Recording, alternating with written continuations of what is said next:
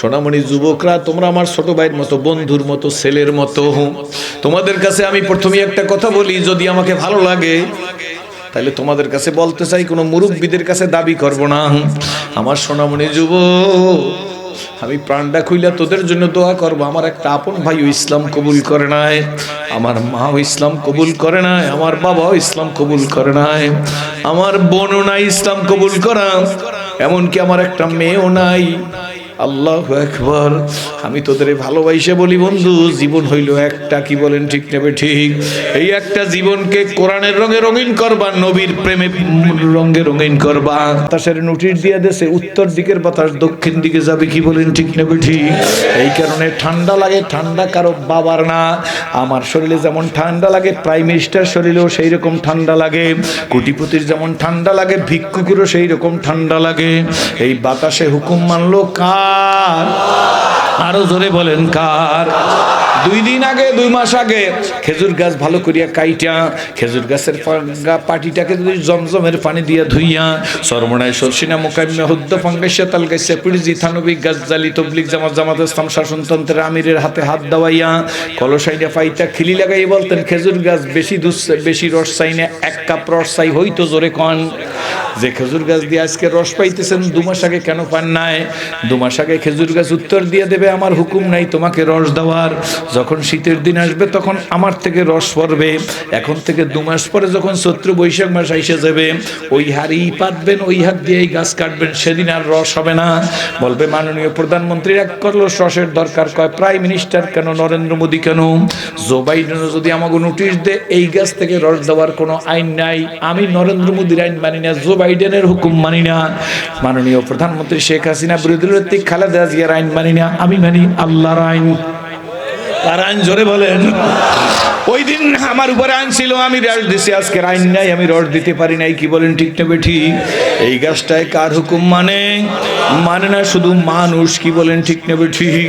এই মানুষ সম্পর্কে আল্লাহ বলে ইন্নাল ইনসানা লিরাব্বিহি লাকানুত, ঠিক নেবে ঠিক? জোরে কন।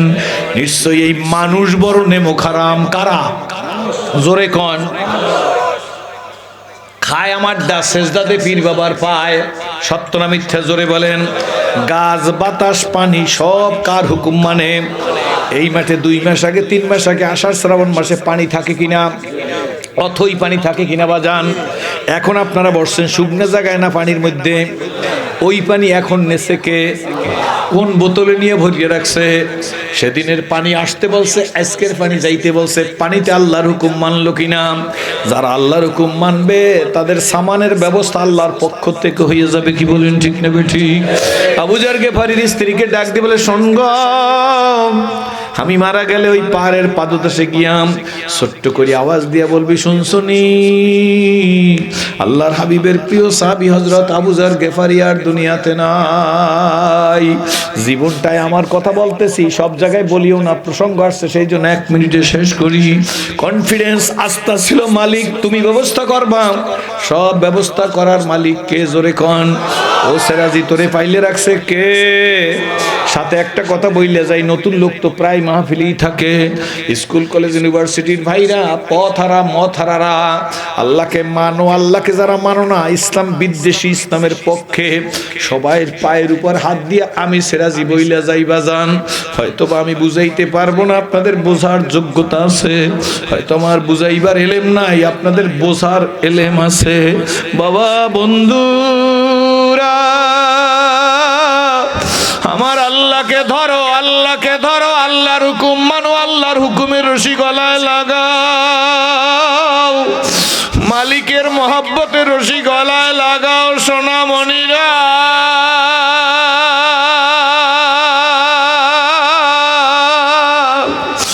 যা চাইবা তাই পাইবা, হার গরিদন কত তৈয়ার হয়, जो न मांगे उससे तू बेजार।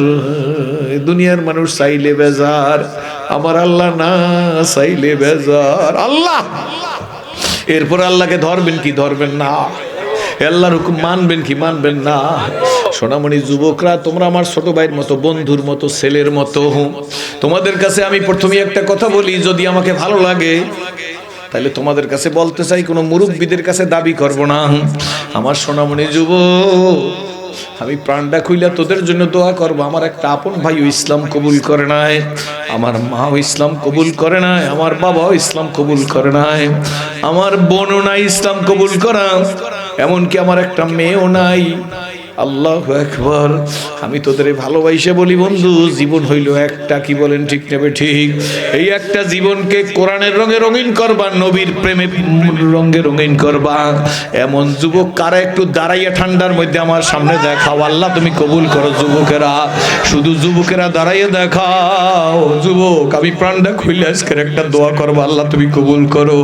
আল্লাহ আমার এই সোনামণি, আমার ভাইয়েরা, আমার সম্মানিত মেহমানরা, হক্কানি ওলামা একরামরা, সাদা দাড়িওয়ালা বাজানেরা, এদের জন্য দোয়া করেন আল্লাহ যেন আব্দুল ইবনে মাসুদের মতো বানায়, খালেদ বিন ওলীদের মতো বানায়, আবু বকর, ওমর, ওসমান, আলী, হায়দারের মতো বানায়, সাদ, সাঈদ, তালহা, জুবায়ের মতো বানায়। আল্লাহ তুমি কবুল করো। আমার এই যুবকদেরকে যেন আল্লাহ বেকারত্বের অভিশাপ থেকে মুক্তি দিয়া দেয়। আলহামদুলিল্লাহ বইলে বৈশা পড়েন আল্লাহু আকবার। আওলাদু ওয়াজবাবু দিয়ার মালিক রাখি সভুলায়া,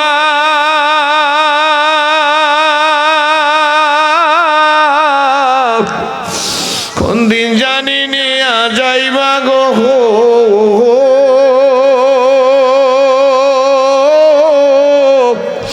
এই মসজিদের পালকিতে শোয়াইয়া রে,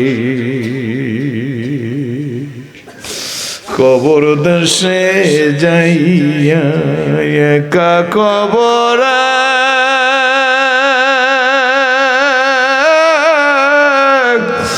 কেমনে রে থাকে মানুষ, ভাই বন্ধু বাপ মা সারিয়া রে।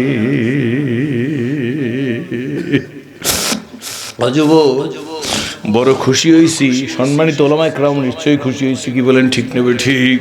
শোনো বাবা শোনো, আব্দুল্লাহ ইবনে মাসউদ ডাক দেয়া বলে, বিবি কোনো হযরতে আবু যর গিফারি ডাক দেয়া বলে, বিবি কোনো চিন্তা করিও না, কিছুদিনের মধ্যে আব্দুল্লাহ ইবনে মাসউদ ওই রোগী দুনিয়ার থেকে বিদায় হয়ে গেছে।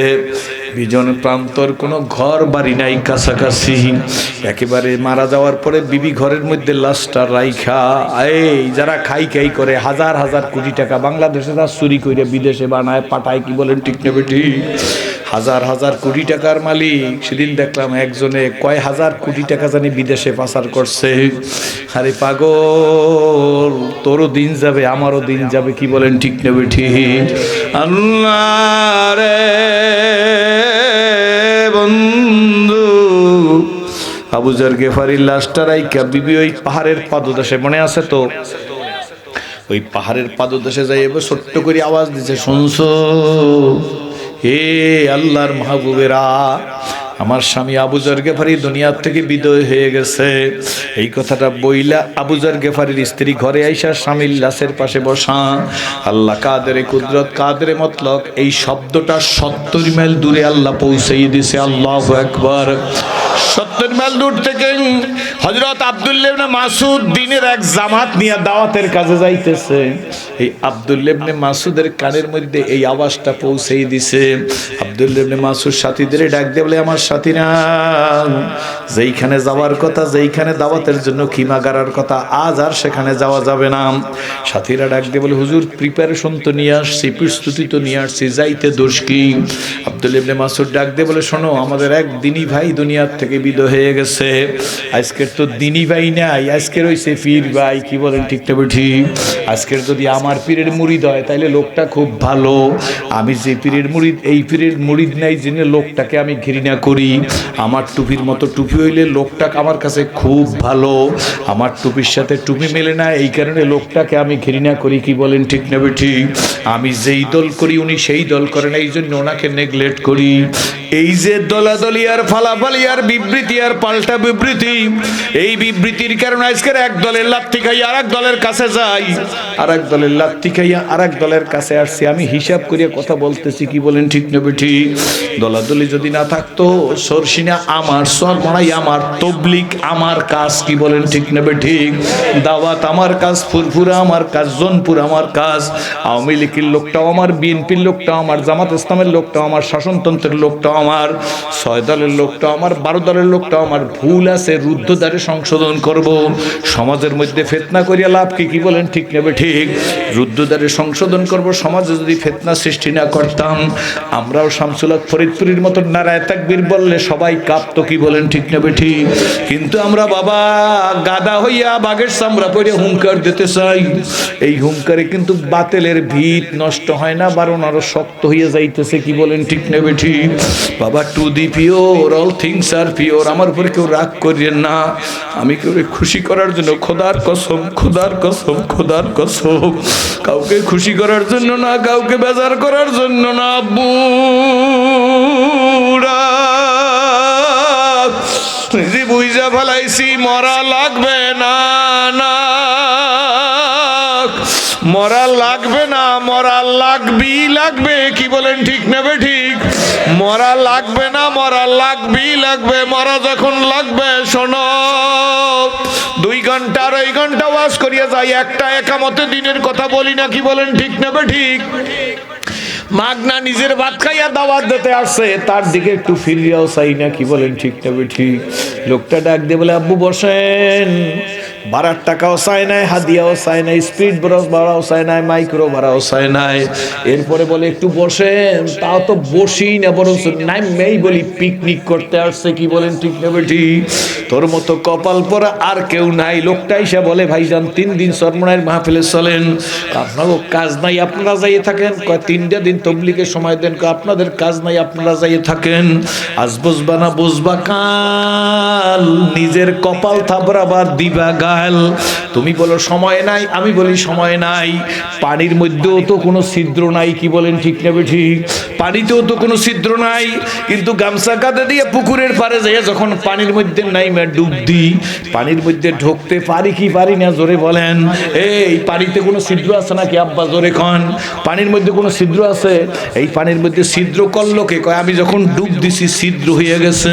তুমি যখন সময় আল্লাহর জন্য দেবে, আল্লাহ পাক তোমার সময়ের বরকতটা নসিব করিয়ে দেবে, কি বলেন ঠিক নেবে ঠিক? এত বরকত বুঝাইতে চেষ্টা করি, মানুষ কেন বোঝে না? একটা কুকুরের বাচ্চা হয় 6টা 7টা 8টা, কি বলেন ঠিক নেবে ঠিক? একটা কুকুরকে জবাই দিয়ে খায় না, একটা কুকুর কোনো পূজা পার্বণ অনুষ্ঠানে লাগে না, একটা কুকুর দিয়ে কেউ সেবা শুশ্রূষা করে না। কিন্তু একটা গরুর বাচ্চা হয় একটা, দৈনিক 1000 লাখ লাখ গরু জবাই হয়, কি বলেন ঠিক নেবে ঠিক? এরপরেও পরিসংখ্যান মন্ত্রীর কাছে জিজ্ঞাসা করেন, এই দেশে গরু বেশি না কুকুর বেশি? পরিসংখ্যান করা লাগবে না, এমনি আপনারাই বলবেন হুজুর কুকুরের চাইতে গরু বেশি। কেমনে? কুকুর হইল 60টা, গরু হইল একটা। একটা কুকুরও কেউ জব দিয়ে খাইলো না, কিন্তু গরু লক্ষ লক্ষ জবই হইয়া গেল, কি বলেন ঠিক নেবে ঠিক? অর্থাৎ ওই কুকুর 7টা 8টা 10টা হইলে লাভ হইবে কি? কুকুরের মধ্যে বরকত নাই। গরু একটা বাচ্চা হইলে লাভ হইবে কি? এই গরু লক্ষ লক্ষ খাইলে কাজ হইবে কি? গরুর মধ্যে হইলে বরকত। হারামের মধ্যে কোনো বরকত নাই, সব বরকত হইল হালালের মধ্যে, কি বলেন ঠিক নেবে ঠিক? এই জন্য বাবা বুকে হাত দিয়া বলবেন, চরমনাই আমার, সরসিনা আমার, ফুরফুরা আমার, জোনপুরা আমার, তবলিগও আমার কাজ। মুড়ির মোয়ার মতো যদি মিল্লা থাকতে পারি, এই কপালে সুখ হবে না হয় মুসলমানের জিল্লেতির আর কোনো শেষ থাকবে না। কষ্ট কিন্তু শুরু হইছে, এখন পর্যন্ত আরম্ভ হয় না, শেষ হবে কোথায় যাইয়া বলতে পারি না, কি বলেন ঠিক নেবে ঠিক? শোনো বন্ধু, এসেছিলে যেদিন কেঁদেছিলে তুমি, হেসেছিলে দুনিয়ার সবাই। আবার এমন জীবন তুমি করো হে গঠন, মরিলে হাসিবে তুমি, কাঁদিবে ভুবন। সত্যের মেমন আসতো, কষ্ট হয় নাকি? 70 মাইল দূর থেকে আব্দুল্লাহ ইবনে মাসউদের কানে এই শব্দটা পৌঁছে দিয়েছে। আব্দুল্লাহ ইবনে মাসউদ ডাক দিয়ে বলে, সাথীরা, আমাদের প্রিয় ভাই আবু যর গেফারি আর দুনিয়াতে নাই, ওনার জানাজা দাফন কাফনে যাব। তখন সাথীরা ডাক দিয়ে বলে, হুজুর উনি যে মারা গেছে আপনার কাছে কে বললো? উটের পিঠেও কেউ আসলো না, টেলেক্স টেলিফোন মোবাইল তো সেই যুগে ছিলই না। আব্দুল্লাহ ইবনে মাসউদ ডাক দিয়ে বলে, সাথীরা গো, একটু আগে আমি কোনে কানে শুনতে পাইলাম এক অনাথ অবলার আওয়াজ। ডাক দিয়ে বলতেছে, হযরত আবু যর গিফারি দুনিয়ার বুকে নাই। কয় হুজুর আপনি শুনছেন? বলে হ্যাঁ। বলে এখন যাবেন কেমনে? কয় হুজুর হাঁটা শুরু করো। কয় এখান থেকে 70 মাইল দূর, নট কিলোমিটার, মাইল।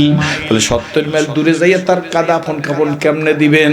কয় শোনো, আমরা হাঁটা শুরু করি, আমাদের কাজ আমরা করব, আল্লাহর কাজ আল্লাহ করবে। জোরে বলেন সুবহানাল্লাহ। আমরা হাঁটি।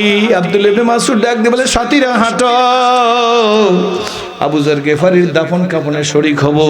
এমনও তো হতে পারে আল্লাহ পাক রব্বুল আলামিন রাস্তাকে ছোট করিয়া দেবে। কি পারে না? পারে না? জোরে খান। বাংলার একজন প্রখ্যাত মুফাসসিরে কোরআন, চট্টগ্রাম ঐতিহাসিক প্যারেড ময়দানে 3 দিন মাহফিল হইতো। শেষ দিনে জায়গায় ধরতো না, তখন তিনি বলতো, আল্লাহ এই মাঠটাকে তুমি প্রশস্ত করে দাও, বাড়াইয়া দাও। পারে না? পারে না? জোরে খান। পারে কি পারে না? আল্লাহু আকবার। তার কবরকে আল্লাহ জান্নাতের বাগান বানাই দিও। বাবা দিলদার একটু উদার রাইখেন, মানুষের জন্য দোয়া করিয়েন, কারণে ছোট মনে করিয়েন না। আপনিও ভুলের উঠতে না, আমিও ভুলের উঠতে না। আপনিও জান্নাতের সার্টিফিকেট পান নাই, আমিও জান্নাতের সার্টিফিকেট পাই নাই। বরঞ্চ যেখানে পাইবে চাই কুরাইয়া লইও তাই, পাইলেও পাইতে পারো অমূল্য রতন। আব্দুল্লাহ ইবনে মাসউদ হাঁটা শুরু করছে সাথীদের নিয়ে, আল্লাহ রাস্তা ছোট করিয়ে দিয়েছে। জোরে কোন সুবহানাল্লাহ। যেই সময় যাওয়ার কথা তার আগে চলে গেছে। আবু যর গিফারির ঘরের সামনে যাইয়া আব্দুল্লাহ ইবনে মাসউদ ডাক দিয়ে বলে, হে আমাদের বোন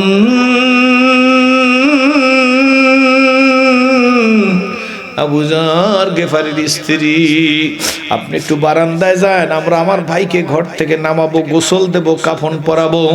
আবু যর গিফারির স্ত্রী বারান্দায় গেছে, সাথীরা নাই, আব্দুল্লাহ ইবনে মাসউদ সহ লাশ ধরিয়া বারান্দায় উঠানে বাইর করিয়া তারপরে তারা ঠিকভাবে গোসল দিতেছেন। বন্ধু বান্ধব যখন গোসল দেওয়া হয়ে গেছে, একজন আরেকজনের মুখের দিকে তাকায়, আর একজন আরেকজনের মুখের দিকে তাকায়, আর প্রত্যেকের চোখ দিয়ে দর দর করিয়া পানি ভরে। আবু যর গিফারির ঘরের মধ্যে ঢুইকা দেখে এমন কিছু নাই যা দিয়া তার কাফনের ব্যবস্থা করা হবে, এমন কোন সম্পদ নাই যা দিয়া বাজার থেকে কাফনের কাপড় কিনে আনবে। একজন আরেকজনের দিকে তাকাইতেছে। আব্দুল্লাহ ইবনে মাসউদ নামাজে দাঁড়ানো, নামাজের সালাম ফিরাবার পরে যারা গোসল দিয়েছে তারা আব্দুল্লাহ ইবনে মাসউদের কাছে গেছে, হাতের ইশারা করে কয়, হুজুর গোসল তো দাও হয়ে গেছে, কিন্তু কাফনের কাপড় কই? আব্দুল্লাহ ইবনে মাসউদ কেঁদে ফেলছে, কাফনের কাপড় দেখো না? বলে না, চিন্তা করিও না, যে মালিক আমাদের ভাই আবু যর গিফারিকে মৌতের বিছানায় ঘুম পড়াইছে, সেই মালিক আমার ভাই আবু যর গিফারিকে বেইজ্জত করবে না। বলে হুজুর কথা তো ঠিক, কিন্তু তার কাফনের কাপড় কোথায়? আব্দুল্লাহ ইবনে মাসউদ ভাইয়ের কাছে আইসা, আবু যর গিফারির কাফনের কাছে আইসা, তার মাথার মধ্যে পাগড়ি বাঁধা ছিল। আব্দুল্লাহ ইবনে মাসউদ মাথার পাগড়ি খুলে হাতের মধ্যে নিয়ে বলেন, নে নে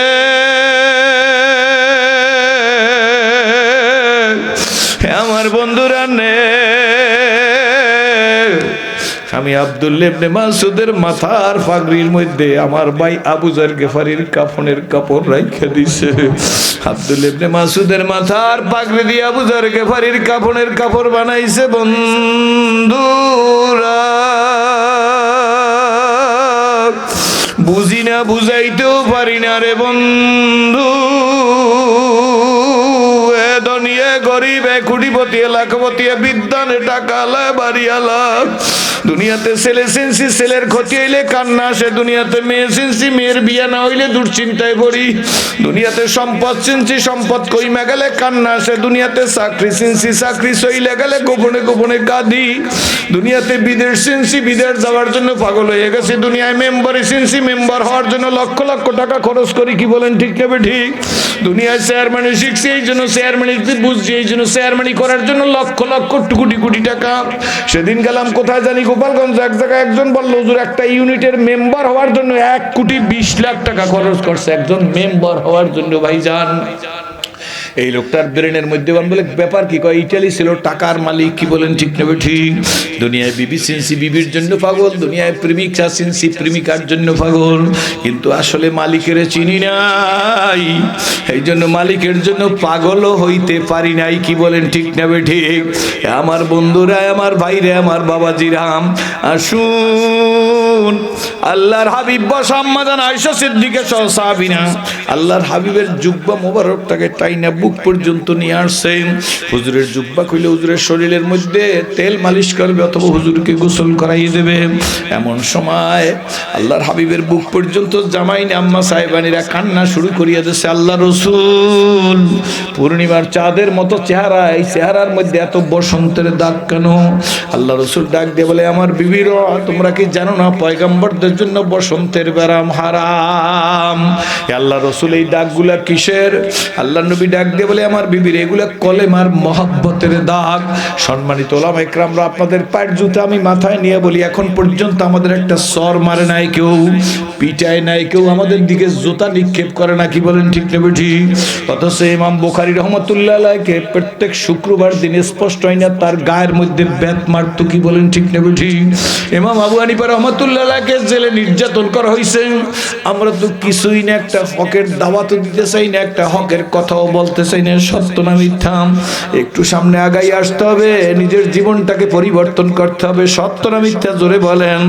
আমরা তো ওইরকম হয়ে গেছি, আয় রে অভিনয় করতে ইচ্ছা করে, পিঠের মধ্যে বাঘের ছবি আঁকা লাগবে। আর্টিস্টের কাছে গিয়ে বলে, ভাই আমার পিঠের মধ্যে একটা বাঘ আঁকা দাও। আর্টিস্ট ডাক দিয়ে বলে, সুন্দর বাঘ আঁকা দেবো। কোন বাঘ? কয় রয়্যাল বেঙ্গল টাইগার। আর্টিস্ট ডাক দিয়ে বলে, আপনার পিঠে এমন বাঘ আঁকা দেবো আপনি নাটক করতে পারবেন, কোনো সমস্যা নাই। আর্টিস্টের কাছে কাঠি থাকে, চেকুন শলা থাকে, শলা দিয়ে দাগ দিয়ে পাও বানাইতে হয়, মাথা বানাইতে হয়। আর্টিস্ট যখন পিঠটা তার দিকে দিয়েছে, আর্টিস্ট কাঠি দিয়ে তার দিকে যখন গুঁতা দিছে, তিনি গুতায় ব্যথা পাই, এই ডাক দিয়ে বলে, কি ব্যাপার আমার আঘাত দাও কেন? কয় আঘাত দিনা।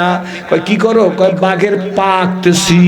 ডাক দিয়ে বলে, এত ব্যথা লাগে আমার পা পিঠের মধ্যে পা আঁকা লাগবে না। কয় ঠিক আছে, পাও বাদ দিয়ে বাঘ আঁকো। আর্টিস্ট ওই কাঠি দিয়ে তার পিঠের উপরে মাথা আঁকা শুরু করছে। কাঠি দিয়ে যখনই আঘাত করছে তখনই ব্যথা পাইছে, গুতা দিছে, ব্যথা পাইছে। ডাক দিয়ে বলে, কি করো আমার জীবনটা বাইর হয়ে গেল। ডাক দিয়ে বলে, ভাইজান আপনি বাঘ আঁকতে বলছেন, পাও বাদ দিয়ে দিছি, মাথা আঁকতেছি। এত ব্যথা সহ্য করিয়া বাঘের মাথা লাগবে না, তাহলে বাঘের মাথা বাদ দিয়া বাঘ বানাও। আর্টিস্ট ডাক দিয়ে বলে, ঠিক আছে তাইলে পেট বানাইতে আসি। পেট বানাইতে গিয়া কাঠি দিয়ে যখন গুঁতে দিছে, একটা চিৎকার দিয়ে কয়, আমার জীবনটা গেল, তুমি কি করতেছো? কয় বাঘের পিঠ বানাই, পেট বানাইতেছি। ডাক দিয়ে বলেন, এত ব্যথা পাইয়া পেট বানান লাগবে না, মাথাও দরকার নাই, পাও দরকার নাই, পেটও দরকার নাই। ডাক দিয়ে বলে, এছাড়া যা আছে তা বানাও। এরপর পিঠ বানান শুরু করিয়ে দিছে। কাঠি দিয়ে যখন আঘাত করছে তখন চিৎকার দিয়ে বলে, কি বানাইতেছো? কয় বাঘের পিঠ বানাইতেছি। তখন ডাক দিয়ে বলে, পিঠ বানাবার দরকার নাই, এছাড়া যা আছে তা বানাও। আর্টিস্ট কাঠিটারে জড়িয়ে ফিক মাইরা ফালাই দিলে, যে বাঘের পাও নাই, যে বাঘের মাথা নাই, যে বাঘের পেট নাই, সে বাঘের পিঠ নাই। এই বাঘ আল্লাহ বানায় নাই, আমিও তোমার পিঠের মধ্যে বানাইতে পারবো না। দাওয়াত দিতে গেলে কয় সময় নাই, জিহাদ করতে গেলে কয় সাহস নাই, কি বলেন ঠিক না ঠিক? জিকির করতে গেলে বলে এত পারা যায় না। এক এক করিয়া সব সারিয়ে দেওয়ার কারণে আজকের আমাদের ইসলামী সারিয়ে দিছি, কি বলেন ঠিক না বেঠিক? ভাইজান তা হয় না। আল্লাহর হাবিব যারে না বানাইলে আসমান জমিন গ্রহ নক্ষত্র সৌরজগৎ নবমণ্ডল ভূমণ্ডল কিছু বানাইতো না। উহুদের যুদ্ধের আগের রাত হযরত জাবের রাদিয়াল্লাহু তাআলা আনহুকে ডাক দিয়েছে, বাবা আব্দুল্লাহ ডাক দিয়েছে, জাবের দৌড়ে আসছে। হযরত আব্দুল্লাহ জাবেরকে জড়াই ধরছে। কষ্ট হয় নাকি আপনাদের? ডাক দিছে, ভাইজান আব্দুল্লাহ জড়াই ধরে ডাক দিয়ে, কে বাবা? ও জাবের, তুই আমার দিকে একটু তাকা। কয় আব্বা তাকাইছি। আমিও তোর দিকে তাকাইলাম। ডাক দিয়া বলে, জাবের তুই আমার গালের মধ্যে একটা চুমা দে। জাবের বাবার গালের মধ্যে একটা চুমা দিয়েছে, আব্দুল্লাহ বাবার ছেলের গালের মধ্যে চুমা দিয়েছে। আব্দুল্লাহর চোখ দিয়ে আমি সংক্ষেপ বলতেছি, অল্প সময়ের মধ্যে শেষ করে দেব। চোখের পানি বেয়ে বেয়ে পড়তেছে। ডাক দিয়ে বলে, আব্বু কাঁদেন কেন? আব্দুল্লাহ ডাক দিয়ে বলে, জাবের আজকের রাতের সাক্ষাৎই জীবনের শেষ সাক্ষাৎ। আর মনে হয় সাক্ষাৎ দুনিয়াতে হবে না, বাকি সাক্ষাৎ হবে জান্নাতের মধ্যে। জোরে কোন সুবহানাল্লাহ। জাবের রাদিয়াল্লাহু তাআলা ডাক দিয়ে বলে, আব্বু বুঝলাম না। কয় আব্বু বুঝবি না, আল্লাহর হাবিব মসজিদে নববীর মধ্যে তার স্বপ্নের ব্যাখ্যা করছেন। আল্লাহর হাবিব গতকালকের রাত্রে স্বপ্নে দেখছে নিজের হাতে 70টা গাবি গরু নিজে জবাহ করছে। এ বাবা, আল্লাহর হাবিবের স্বপ্ন তোহি জাবের শোন। আল্লাহর নবী মসজিদে নববীর মধ্যে স্বপ্নের ব্যাখ্যা করছে। আল্লাহর হাবিব যে 70টা গাবি গরু জবাহ করা স্বপ্নে দেখছে, এর অর্থ নবীজি নিজে বয়ান করছে যে উহুদের যুদ্ধে আমার 70 জন সাহাবী শহীদ হইয়া যাইবে। আব্দুল্লাহ ডাক দিয়ে বলে, বাবা যাবে আমি এর মধ্যে একজন, আমিও মনে হয় শহীদ হয়ে যাব। তোর বোন বেশি ভাই কম, আমি কিন্তু তোদের মানুষ করতে যাই অনেক টাকা ঋণ হয়ে গেছি। যদি আমি শহীদ হয়ে যাওয়ার সৌভাগ্য অর্জন করতে পারি, আমি ঋণ পরিশোধ করিয়া যাইতে পারি নাই, আমার পক্ষ থেকে তোরা ঋণ পরিশোধ করতে চেষ্টা করবি। যদি একান্তই পরিশোধ করতে না পারবো, রহমতের রসুলের কাছে বলিস, আল্লাহর নবী কোনো না কোনো উপায় আমাকে ঋণ মুক্ত করিয়াই ছাড়বে। ঠিক পরদিন আল্লাহু আকবার, উহুদের যুদ্ধ শুরু হয়ে গেল। এই যুদ্ধের মধ্যে আব্দুল্লাহ শহীদ হয়ে গেছে। আল্লাহর হাবিব অসুস্থ হয়ে পড়ছে, আল্লাহর হাবিবের মাথার মধ্যে হেলমেট ঢুকছে, সবই আপনারা জানেন। আল্লাহর হাবিবকে একটু সুস্থ করার জন্য সাহাবীরা চেষ্টা করতেছে। আল্লাহর হাবিব একটু সুস্থ হয়ে উঠতেছে, এমন সময় সাহাবীরা চতুর্দিকে খবর পাইয়ে গেছে, যারা দেখে নাই নবীজিকে, আল্লাহর হাবিব দুনিয়াতে নাই। সাহাবীরা দিক বিদিকে ছুটাছুটি করতেছে। আল্লাহু আকবার, আল্লাহর নবী ডাক দেখে, সাহাবীরা দিক বিদিক যাইও না, আমার কাছে আসো, আমার সামনে দেখো উহুদের যুদ্ধে আমার সোহাদারা কই, আমার যে সাহাবীরা শহীদ হয়ে গেছে এই সাহাবীদের আইনে আমার সামনে রাখো। সাহাবীরা দৌড়েই গিয়া যারা শহীদ হয়ে গেছে তাদের কাইনে আল্লাহর নবীর কাছে রাখতেছে। স্তূপ হয়ে গেছে লাশের। আল্লাহর নবী ডাক দেয়া বলে, আমার সাহাবীরা লাশ কয়টা গুইনা দেখো, কয়জন শহীদ হইছে। একজন সাহাবী গুইনা ইসাকে, আল্লাহ রাসূল আপনার সামনে 68 জনের লাশ রাখা আছে, 68টা লাশ শহীদ হয়ে গেছে। আল্লাহর নবী বলেন, না না, আরো 2টা লাশ আছে, আমি স্বপ্নের মধ্যে 70টা গাভী গরু জবাই করছি, সুতরাং আরো 2টা লাশ আছে, তোমরা এই লাশ 2টাকে খোঁজো। সাহাবীরা দিক বিদিক ছোটাছুটি শুরু করতেছে, আল্লাহর নবীও ছোট্ট ছোট্ট পাড়া দিয়ে যাইতেছে। হঠাৎ করে একজন সাহাবী গিয়া চিৎকার দিয়েছে, আল্লাহ রাসূল কাউকে পাই না, কিন্তু একটা কাটার নাক পাওয়া গেছে। আর একজন সাহাবী চিৎকার দিয়েছে, আমিও তো একটা আঙ্গুল কাটা পাইছি। ওইখান থেকে আর একজন সাহাবী চিৎকার দিয়ে বলে, মানুষ দেখি না কিন্তু ঠোঁট পাইছি একজন। আর একজনে ডাক দিয়ে বলে, একটা লজ্জা স্থান পাওয়া গেছে কিন্তু মানুষ পাওয়া যাইতেছে না। আল্লাহর হাবিব দ্রুত বেগে গিয়া দেখে সামনে আল্লাহর হাবিবের একটা লাশ, নাক কাটা, কান কাটা, ঠোঁট কাটা, লজ্জা স্থান কাটা, পাও কাটা। আল্লাহ নবী লাশের কাছে বৈশাটা ডাক দিছে, আমার সাহাবীরা কই গেলি? এই লাশ কার জানুনি? সাহাবীরা আইসা হুজুর বিকলাঙ্গ লাশ, নাক নাই, কান নাই, ঠোঁট নাই, আল্লাহ চক্ষু উপড়ে ফেলা হয়েছে। আল্লাহর হাবিব এই লাশ আমরা চিনতে পারতেছি না। আল্লাহ নবী ডাক দিয়ে বলে, সাহাবীরা এটা আমার আদরের চাচা আমির হামজার লাশ। আল্লাহ নবী ডাক দিয়ে বলে, কাফেররা তোরা আমার চাচারে এভাবে নির্যাতন করলি, আমার চাচার শরীরকে টুকরা টুকরা করলি, তোদের লাশ যদি আমি পাই আমিও তোদের একটা লাশকে 70 টুকরা করব। আল্লাহ পাক রব্বুল আলামিন সঙ্গে সঙ্গে নবীকে জানাই গেল, নবী গো আপনি তো আমার সালনাকা ইল্লা রাহমাতাল লিল আলামিন, আপনি দুনিয়ার মানুষের দুনিয়ায় রহমত স্বরূপ আসছেন, আপনি পারবেন না। আপনি তো ইন্নাকা লা আলা খুলুকিন আযীম, আপনি তো লাকাদ কানা লাকুম ফি রাসূলিল্লাহি উসওয়াতুন হাসানাহ। আল্লাহর হাবিব ওই কসমের কাফারত আছে, কসম করিয়া ফলাইছিল। আল্লাহর হাবিব ডাক দিয়ে বলে, আমার চাচা হানজালার লাশ তোরা একত্র কর, নাক, ঠোঁট, কান কাটা, লজ্জা স্থান কাটা। আল্লাহর হাবিব কাঁদতেছে, ডাক দিয়ে বলে, সাহাবীরা কয়টা লাশ হইল? কয় হুজুর আপনার চাচার লাশ 70টা লাশ। আল্লাহর নবী ডাক দিয়ে বলে, আরো একটা লাশ আছে, খুঁজতে থাকো। সাহাবীরা দিক বিদিক খোঁজাখুঁজি করতেছে, আল্লাহর নবীও খোঁজাখুঁজি করতেছে। বাবা শুধু ঘটনা বলার জন্য না, আমল করার আছে, কি বলেন ঠিক নেবে ঠিক? হঠাৎ করে সাহাবীরা পায় না লাশ একটা, হঠাৎ করে দেখে এক উহুদের কোণার থেকে একজন মহিলা, তার আঙ্গুলও দেখা যায় না, হাতের মধ্যে সবুজ পাগড়িনার মতো একটা কাপড় নাড়াইতেছে। সাহাবীরা দৌড়ে গেছে, শুনে সে কলেমা পড়তে পড়তে আসতেছে। উহুদের যুদ্ধে তো মহিলাদের আসা নিষেধ। আল্লাহর হাবিব বসাম। সাহাবীরা গিয়ে বলে, মা তুমি কই যাও? ডাক দিয়ে বলে, আমি আল্লাহর হাবিবের কাছে যাব। ব্যাপার কি? আল্লাহর হাবিবের কাছে একটু যাওয়ার ব্যবস্থা করিয়া দেন। আল্লাহর হাবিবের কাছে আসার পরে বলতেছে, ইয়া রাসূলুল্লাহ মহিলা আপনার সাথে দেখা করতে চায়। আল্লাহ নবী ডাক দিয়ে বলে, তাকে আসতে দাও। নবীজিও আগাই গেছে। আল্লাহ নবী ডাক দিয়ে বলে, মা গো তোমার পরিচয় কি? মহিলা ডাক দিয়ে বলে, ইয়া রাসূলুল্লাহ ইয়া হাবিবাল্লাহ আমার পরিচয় দিয়া লাভ কি? আমার পরিচয় দেওয়ারই বা কি আছে? হুজুর আমি ওই অবলা নারী, গতকালকের আসরের নামাজের বাদে মসজিদের নববীতে যার বিয়া পড়াইছিলেন, আপনার প্রিয় সাহাবী হানজালাকে বিয়ে পড়াইছিলেন, আমি সেই হানজালার স্ত্রী। আজকের উহুদের যুদ্ধের কারণে আমার স্বামীকে আমার ঘরে কালকে থাকতে অনুমতি দিয়েছিলেন। আমার স্বামী আমার কাছে ছিল, আমার স্বামীর উপর গোসল ফরজ হয়ে গেছে, আমার স্বামী ঘুমে নিমগ্ন আমার কোলের কাছে। এমন সময় কে যেন ঘরের কিনার থেকে বলতে বলতে যাইতেছে, মুহাম্মদুর রাসূলুল্লাহ দুনিয়ায় নাই, কার জন্য বাঁচবি? শোনার সঙ্গে সঙ্গে আমার স্বামী হানজালা লাফ দিয়ে উঠছে, আমার ঠোঁটটা ধরিয়ে ডাক দিয়ে বলবি তরবারি কই দে। ডাক দিয়ে জামা ধরিয়ে বলছি কই যান, তরবারি দিয়ে কি করবেন? বলে বিবি নবী নাই, কার জন্য দুনিয়ায় থাকবো? বলে হুজুর আমি আমার স্বামীর জামার টান দিয়ে বলছি, আপনি মনে হয় ভুলে গেছেন। আপনি কি ভুলে গেছেন আপনার উপরে গোসল ফরজ? একটু দাঁড়ান। যাবেন তো যাবেনই, কূপ থেকে 2 বালতি পানি এই না আপনার শরীরে ঢাইলা দিয়ে আপনি চলে যান। আমার স্বামী আমার দিকে তাকাই বলে, বিবি গোসল করার সময় নাই, আল্লাহর হাবিব দুনিয়াতে নাই, দেখা হবে জান্নাতের মধ্যে। ইয়া রাসূলুল্লাহ, ইয়া হাবিবাল্লাহ, আমার স্বামী উহুদের ময়দানে আসছে, আমি শুনছি আমার স্বামী শহীদ হয়ে গেছে।